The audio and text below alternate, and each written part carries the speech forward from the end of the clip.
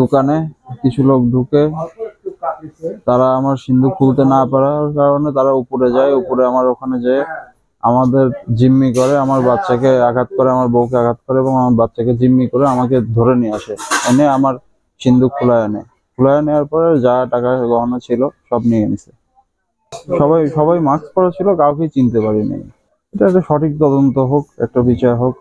কেসি gate আসলে তালা মারা, কেসি গেটের তালা ভাঙেছে। আপনার হইলো সামনে কেসি, আপনার হলো গ্রিলের আসলে গ্রিলটা কাটছে, ভিতরে এসে সিন্ধুকের তালা আসলে সিন্ধুক ভাঙছে, ভাঙা আপনার 11 ভরি স্বর্ণ লিছে।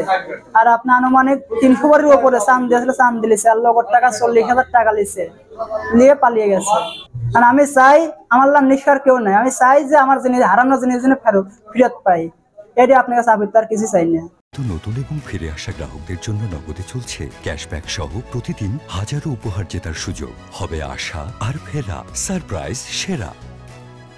আমি যখন বাসায় ঘুমাচ্ছি তখন আমার মেয়ে মনে করেন ডাক দিচ্ছে, ডাক দেওয়ার পর করে বাবা দেওয়া তো বা দোকানে কি শব্দ হয়, তখন উঠে টের পাই। এখন দরজা খুলে এখন এদিক দিয়ে আসি না এসে মনে করেন দেখলাম, দেখার পরে ওই ওখান থেকে শুনতেছি দরজা ভাঙতেছে, আলমারিটা ভাঙিয়ে যখন নিয়ে বের হয়ে চলে গেছে। মোটামুটি ঘুরি 2.5 সোনা, 1.5 লক্ষ টাকা, আর হইলো আপনার 25 ভরি চাঁদি।